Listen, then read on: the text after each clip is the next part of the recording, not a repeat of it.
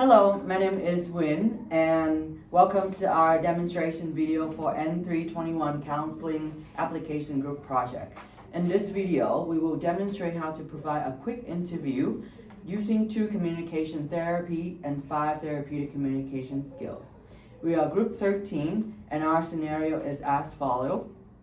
You are a public health nurse talking with a recent Ukrainian refugee telling you the atrocity they witnessed during the war before fleeing to Canada when they come in for an annual flu shot. And here are my other group mates. I'm Kylie, and we apply trauma-informed care to create a safe, supportive environment and prevent re-traumatization. Hi, I'm Bianca. We'll also integrate elements of reality choice therapy, such as offering choice and focusing on the present to empower the client to be in control of their decisions. Hi, my name is Basayo, and we're going to be focusing on 5 communication skills, and those are active listening, reflecting feelings, asking open-ended questions, summarizing/paraphrasing, and offering choice. I'm Zach. I'll be conducting the interview as the public health nurse, applying these 2 therapies and 5 skills. And I'll be playing the client, a Ukrainian refugee who has come in for an annual flu shot. Let's begin our scenario. Good morning. Good morning. Thank you for coming in today for your flu shot. How are you doing? I'm good, thanks. And you? I'm good, thank you. Do you have any questions before we start? No, not really. I see that you might be a little bit anxious. Are you worried about the flu shot? No, not at all. It's just that my spouse and I have always gone to health appointments together, but we both decided that each of us has to do our own thing separately recently. How come? Trying to deal with anxiety of doing things by myself. We recently moved to Canada and we're trying to settle in with life here. I see. Where are you from originally? Ukraine. We fled the country shortly after the war started. Zach will be using active listening to create a calm and safe environment for the Ukrainian refugee. He is going to be nodding occasionally, as well as maintaining gentle eye contact and using encouraging phrases such as, "I'm here to listen and take your time." That way, this will help the client feel heard and respected without feeling a pressure to talk. I understand that there is a war there at the moment. It must have been a difficult journey. It was. My spouse and I escaped with family to Poland. They stayed there and then we decided to go to Canada as we thought it would be a good place to start again. I see. How has life been since you immigrated? Not bad. We managed with what we have and our families have been very supportive. Something else on your mind? It's been hard to not think about what's going on there. I can't comprehend of what had happened. Zach will be using reflection of feelings by acknowledging the emotional impact of the client's experience. By focusing on feelings rather than traumatic details, this will prevent emotional overwhelm and reinforce the safety of the client. Zach? You've been through a terrible experience. It makes sense that you might still feel anxious and worried. Would you like to talk more about it? That's very kind of you to ask. I don't want to take up too much time from you. You don't have to worry about that time at all. Your well-being is my concern, and I want to make sure that you're doing well physically and mentally. I understand that what you went through must be very hard for you, and I'm here to support you with whatever you might need. I appreciate that very much. Not many people would listen. It is a traumatic experience. Reality and choice theory focuses on personal responsibility, current and present behavior, and the power of making choices to improve your life and your relationships. Instead of focusing on the past, we focus on the present and what the clients can do now. This theory is based on the idea that human behavior is driven by the desire to satisfy the 5 basic needs: survival, love and belonging, power, freedom, and fun. Zach is going to be offering choice by allowing the client to decide how much they want to share. This will empower the client to guide the conversation as well as restoring a sense of control they may have lost through the trauma. Zach will also be using trauma-informed care principle in order to help the client navigate his emotion and experience. Trauma can be defined as either physical or psychosocial, individual and interpersonal, as well as collective and structural. Trauma has profound effects on health and influences how people engage with their healthcare services. The goal of trauma-informed care is to reduce re-traumatization in the provider-patient relationship, and in order to do so, healthcare provider must build trust in mutual respect, responding to client in a trauma-informed way. In this scenario, Zach is applying several principles such as offering safety, privacy, and confidentiality, affirming resilience and strength, and exploring client's perspective by encouraging the client to share the story of what had happened to them. Of course, if you'd like, we can talk about whatever you feel like sharing, or we can go ahead with the flu shot. Whichever you choose, I'm happy with. And I want you to know that whatever you share with me during our conversation will be kept confidential, and you are safe and welcome to express whatever you may feel. Sure, there's a few things on my mind if you don't mind. How did it start? One morning we were at home. I saw on the TV that Russia has started bombing Kyiv. Next thing we heard a loud bang by the airport near home. My spouse told me there was smoke coming up, and I went to the balcony. I saw planes flying through the sky. I remember feeling really panicked, but I had to stay calm. We gathered our things and followed the instruction from authority. We gathered at a train station. There was a lot of people, and everything was chaotic. My spouse really helped me to stay calm and positive. I had to leave everything behind, and last time I heard, the area we were living now had been demolished by bombing. I lost everything that we built together, which I still feel quite devastated, but I'm grateful that my partner is still here with me. I kept thinking about if I would have been able to survive without him. Wow, it sounded like it was a very close call, and I'm very glad to know that you guys were able to make it out of the country and that your families are safe at the moment. I can't even imagine what I would do in your situation. It sounded like you guys had a very strong resilience and were able to focus on keeping each other safe, and it sounds like your partner is a very important person in your life. Yes, I'm very grateful for him, and he has been a big support in my life here in Canada.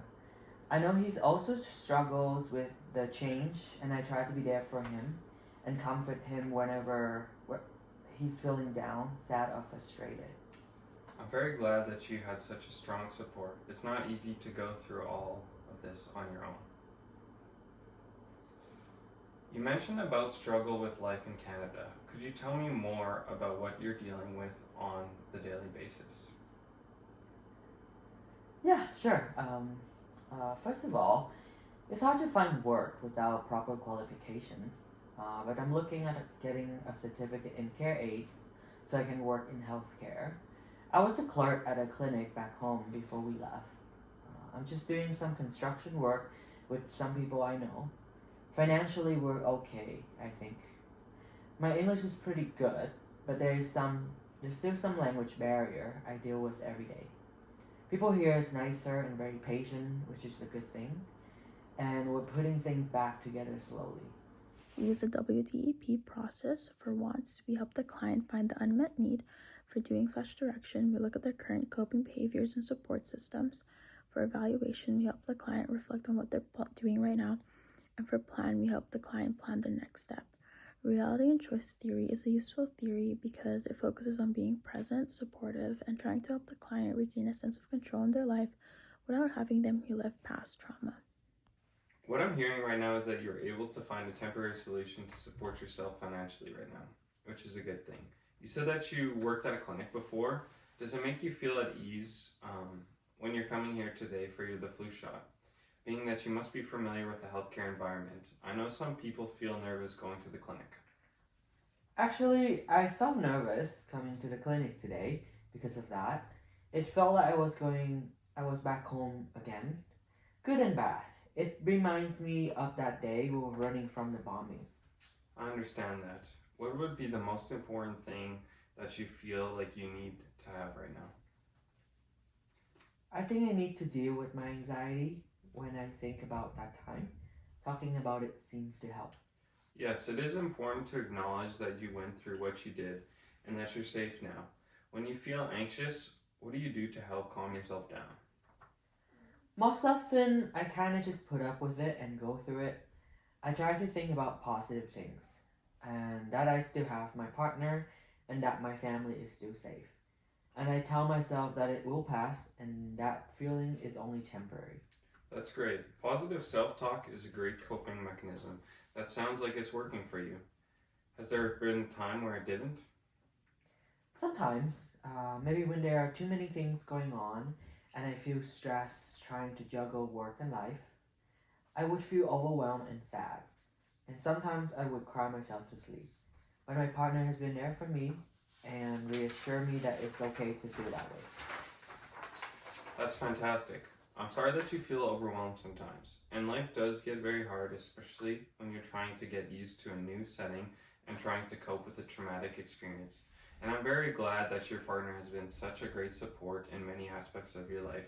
It is important to be able to express your feelings and emotions in a very healthy way. And I think you are very lucky to have a supportive partner who can validate your feelings.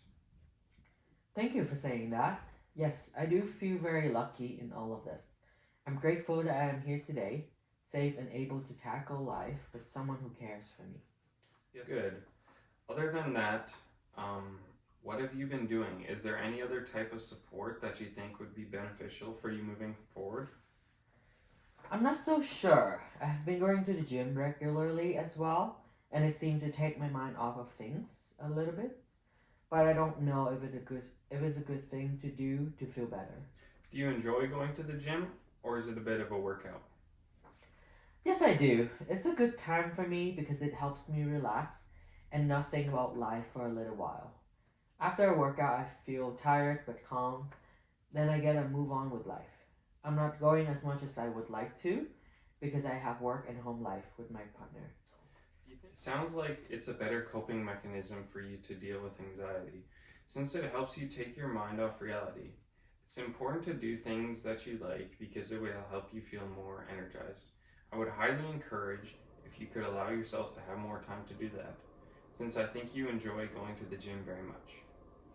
Yeah, maybe you're right. I could try going more times every week, maybe shorter sessions so I still have time to do other things. That sounds like a great plan. It seems like you are less anxious now. How are you feeling? I feel good, definitely better than earlier. Thank you for taking time to have a conversation with me. I really appreciate that you take the time to do that. That will be using summarizing, also known as paraphrasing, involves restating the main points of what the client has said in a clear manner. It ensures mutual understanding between the nurse and the client by demonstrating genuine listening and empathy. No problem at all. It's good that you were able to identify your support system and have some plans in place to take on anxiety in your daily life. I understand that you have gone through a very difficult period, but you are able to navigate the problem and make things work for yourself and your partner. I would encourage you to continue doing things that make you feel relaxed. Take some time for yourself to unwind, which will definitely help with your anxiety. And again, everything that you shared with me today will be kept confidential. Do you have any questions or anything else you would like to talk about? No, I think I'm good for now. Thank you so much for your time again. I really appreciated it. I think I'm ready for my flu shot now. No problem at all. You're very welcome. I will have them ready for you shortly here. After we're done, I can give you some information on counseling services that we have available. This is a summary of the scenario. During the counseling session, Zach created a calm and supportive environment that allowed the client to feel safe expressing his emotion and experience. By using active listening, reflecting feelings, offering choice, asking open-ended questions, and summarizing, Zach demonstrated empathy and built a trusting nurse-patient relationship. By incorporating trauma-informed care principle, he prioritized the client emotional safety and autonomy by ensuring confidentiality, giving him the choice to continue sharing his story or receiving the flu shot. Through the WDEP model of reality choice therapy, Zach guided the clients in identifying coping mechanism, evaluating their effectiveness, and planning small changes to his daily routine to manage anxiety. This interaction highlights the importance of compassion in nursing, showing how therapeutic communication can support healing and emotional well-being. For future nursing practice, this skill can be applied to any diverse group of clients, especially when caring for individuals affected by trauma, displacement, or cultural integration. Nurses need to take in consideration the verbal and nonverbal cues that may indicate deeper emotional struggle and use structured communication framework like WDEP model to help patients explore coping strategies and plan for continual wellness. In conclusion, this session demonstrated that effective nursing care requires emotional intelligence, cultural humility, and the ability to build therapeutic relationships that support the whole person, both physically and mentally, fostering both healing and empowerment. In this scenario, we saw how these 5 therapeutic communication skills help to build trust and understanding. Applying a trauma-informed care principles created a safe and supportive environment for the client. Reality choice therapy allowed the client to make their own decisions and to reinforce strength and positive coping skills. These therapies and skills are essential for supporting trauma survivors in healthcare settings. It really showed how compassion and respect can make a simple visit like a flu shot feel safe and supportive. And that concludes our demonstration video. Thank you for watching.